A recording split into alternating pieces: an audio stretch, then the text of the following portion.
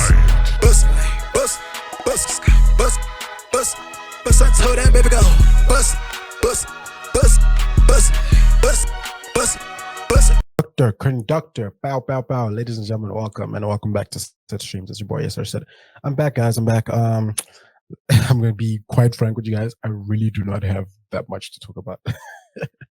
I really do not have that much to talk about. I have like one or two or three topics that we can get into it. But other than that, I really don't have much to talk about. I tried to scour the internet to try and find some shit to talk about. Didn't find much, but yeah. For what I got, we're just gonna do what I got, I guess. All right, cool. To start off your morning vibes, I thought we'd talk about Diddy. I actually haven't been covering I've covered here and there certain things, some lawsuits, but I haven't been covering the Diddy case just because it's so heinous, and it's just like, oh, man, just let the nigga fall and crumble and just fucking disappear, because I don't think the nigga needs more airtime like this, There's just so many people covering it, and it's like, yeah, I think it's enough. But yeah, since I couldn't find anything else, I might as well just cover this. Vogue has released a new documentary on Diddy, and it's not really new, to be honest. They pretty much just taking everything that's been happening since the whole Cassie lawsuit thing, and the video and all of that, and all the other lawsuits, and they pretty much just jam-packed it into a summary of like 5 minutes, so everybody knows now. If you didn't know what was happening with Diddy, pretty much now you're gonna get to know in a cool 5 minutes, which I thought was pretty dope. So we're just gonna watch that, and yeah, I won't put it on double speed because it's only five minutes, so we might as well watch it normal. Yeah, so here's the Vogue doc on the Diddler. Ding ding ding. Shout out to Vogue. Oops, it's muted. Okay. Over the past, Sean Combs was once on a glide path to becoming a billionaire, but his sexual assault allegations, which Combs has denied, continue to mount. Business partners have fled, and his brands have become increasingly worthless. And the worst news may be yet to come. As he rose in the music world, Combs famously projected confidence wherever he went, starting with his ascent from Uptown Records intern to founding Bad Boy Records in 1992. From there, Combs was behind some of hip-hop's most legendary history, starting the famed East Coast-West Coast rap rivalry, producing the posthumous #3 Billboard hitting release of the... This is double speed. I can hear, man. Oh, it's 1.5. Let's watch it normal. It's very short. It's very short. Notorious B.I.G.'s Ready to Die, signing Biggie's widow, Faith Evans, along with other stars like Mace and later, Machine Gun Kelly and Janelle. That's crazy. I didn't know Machine Gun Kelly was signed to Bad Boy. And hip-hop was just the beginning. Over the past 2 decades, every time I see Diddy dude, I just get so scared. I just get so scared. This guy is so freaky. Oh my God. Expanded his business across several lifestyle categories, including the Sean John fashion and fragrance lines, a wildly successful Ciroc vodka partnership with British spirits conglomerate Diageo, and founding the Revolt TV network. Over that period, he earned nearly $1 billion. In 2019, Forbes estimated Combs' personal wealth at $740 million. Both Combs and his team later claimed that he was a billionaire, despite offering no documentation to back up the claim. Yeah, that's obvious. Most of these people who are billionaires, or not most, but like a lot of these people, especially if they, excuse me, from the entertainment business stuff, most of them being billionaires, right, is not really like, it's not in the status of like billionaires in the sense that they have fucking $1 billion in their bank accounts. No, that's not the reality. Most of the time, their billions of their money is tied up in different equities and stocks and shares that they have in different companies, and then those shares then get evaluated to see how much of those shares were based on how much the company of where the shares come from is worth. So if let's say, for example, if Diddy has, let's just say Diddy has 5% in a company that's worth 100 million. That means his share is worth 5 million, right? So then they would add that 5 million to his net worth, and they would make, let's say now Diddy's worth 5 million or whatever, just for the example's sake. So it's not like the nigga got $1 billion in his bank account. Most of these niggas, they don't got cash like that. Remember what happened to Kanye when he lost his Adidas contract, and then Forbes said he went from a billionaire to pretty much all the way down, And people were like, how do you lose money like that? But that's because his net worth or his value was tied up in that contract that he had with Adidas that was worth so much, So that's how these people get evaluated in terms of saying, oh, this person's a billionaire, this person's a millionaire. It's just based on most of the times it's based on the stocks and the shares and the percentages of companies that they have, and all other things like also like all other stuff like assets, stuff like that, immovable assets, movable assets, houses, property, things like that. All that gets evaluated to see how much these people are worth. But in their bank account like that, they ain't really got that much M's, So to back up the claim. Forbes now conservatively estimates he is worth $400 million. Oh, not bad. I mean, 400 M's for a disgraced music mogul is not bad. Combs and his representatives did not respond to requests for comment on Forbes' net worth estimate or any questions pertaining to the abuse allegations, which he... the diddler! No, guys, this guy's scary, dude. After everything we've heard, after all the allegations, after the videos, after all the lawsuits, after all the shit that niggas said about this guy is just so creepy now. Like, I can't even look at this nigga. Like, he's just so creepy, man. He is categorically... This guy is scary. I'm sorry. If you're a nigga out there and you look like Diddy, change your face, bro. Change your face! Denied. In April 2023, federal agents raided his homes in Miami and Los Angeles as part of a sex trafficking probe. Remember when this happened? So they raided his house in Miami. They raided his house. And then after the raid, right? This is how very stupid these people are. After the raid, his son, King Combs, went on to release a song or a diss track to whoever. And in one of the lines, he says, yeah, the Fades raided our house, but they got the wrong house because the house next door is where we keep all the shit. It's just like, bro, are you fucking out of it, man? Huh? You don't use your noggin, eh? How can you say that on your track? You think the Feds are like, oh, so now the Feds are going to hear you. They'll be like, oh, these niggas think we're dumb, eh? Let's spin the block again. Let's go to that next door house and see what we're going to get. According to several news organizations, it is unclear if Combs is the target of that investigation. Last November, his ex-girlfriend and former Bad Boy artist Cassie Ventura filed a lawsuit accusing him of rape, sexual assault, and beatings that went on for more than a decade. Combs and Ventura settled her lawsuit the day after it was filed. Yep. Right up. Remember, guys, it was not even it wasn't even 24 hours. It wasn't even 24. I think it was like maybe 10, 12 hours. That shit was settled. Nigga, why did that 30 M's with the quickest?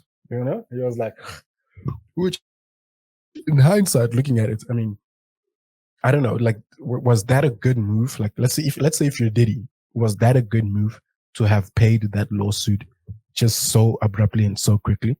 Because in everybody's eyes, it was like, yo, my nigga, you paid that shit already? No, you're guilty for sure. Or you don't want some other shit coming out.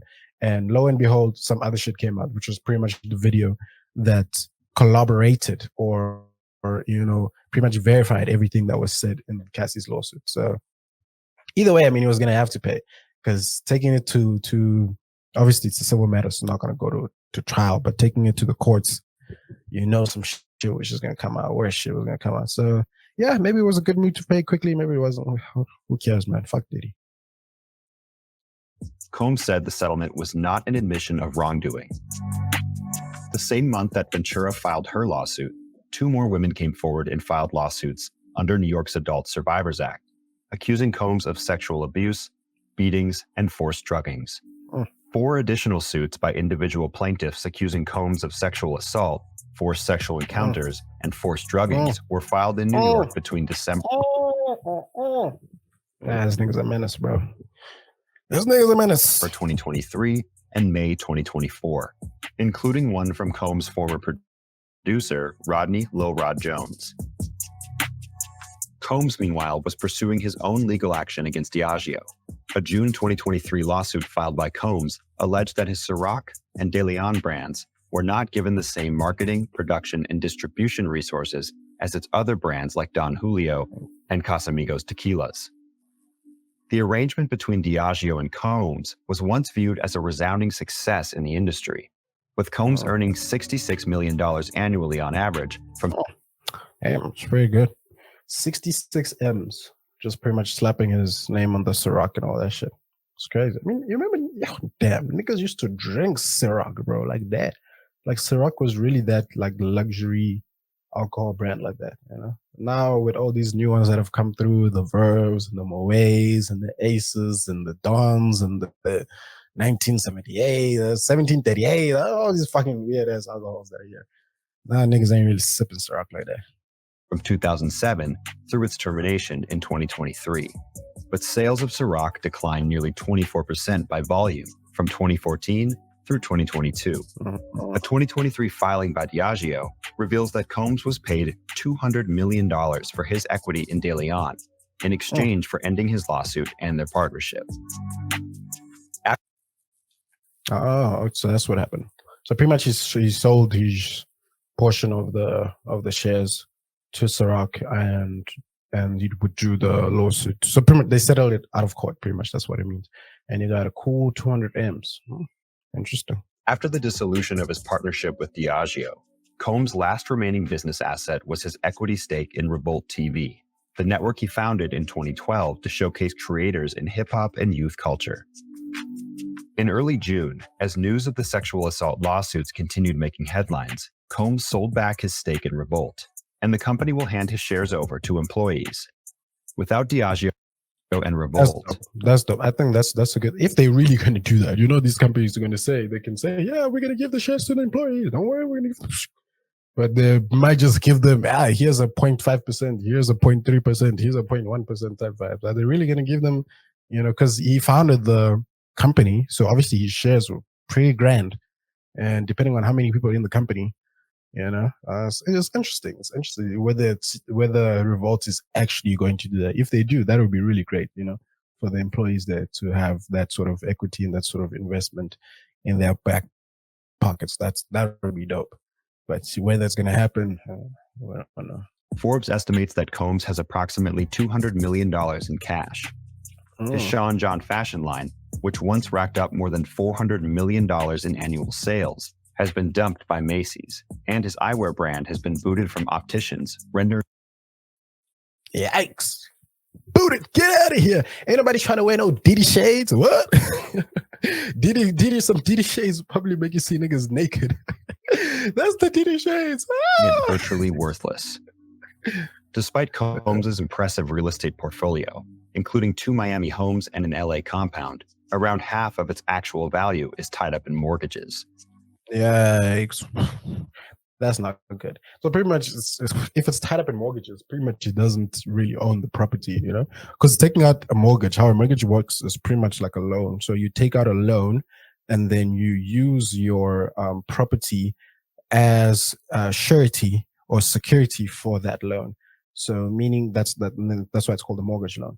So meaning if you do not pay the loan back in the stipulated time, whatever, then they can then attach your immovable property, your home, and then they can auction it off and then pay off the loan, and then whatever is left, you may get to keep it. But most of the time they'll auction it off and they won't really get what the loan is still owing, but sometimes it happens. But yeah, so he pretty much doesn't own the house. Like he's got a mortgage, he's got multiple mortgages over, because you can take out multiple mortgages on a property. So you can take out, say for example, this is an example. Say I have a house and then I want to take out a loan. Say I go to Standard Bank.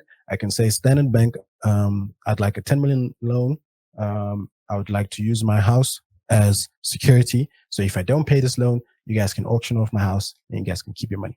So you can do that at Standard Bank. And you can also go to F&B and say, hey, F&B, I've got this house. Yes, it is tied up in a mortgage, but you guys can also place another mortgage on it. And then you guys will be a second secured creditor. You guys will be a preferred creditor, because obviously Capital Bank will then be the first creditor.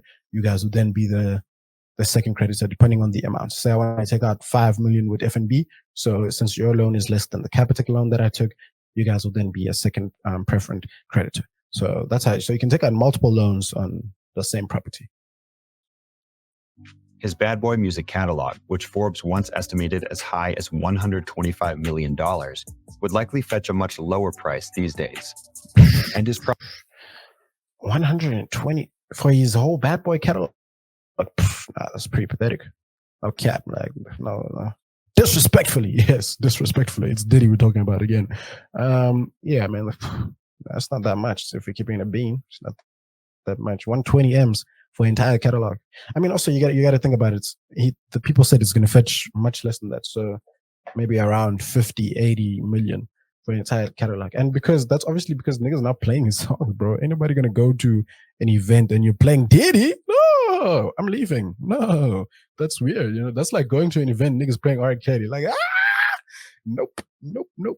So that's what happens. It's dope to have these sort of like music royalties and have these rights in this catalog. But the thing about having a catalog is that you have to protect your brand, because your catalog is tied to your brand.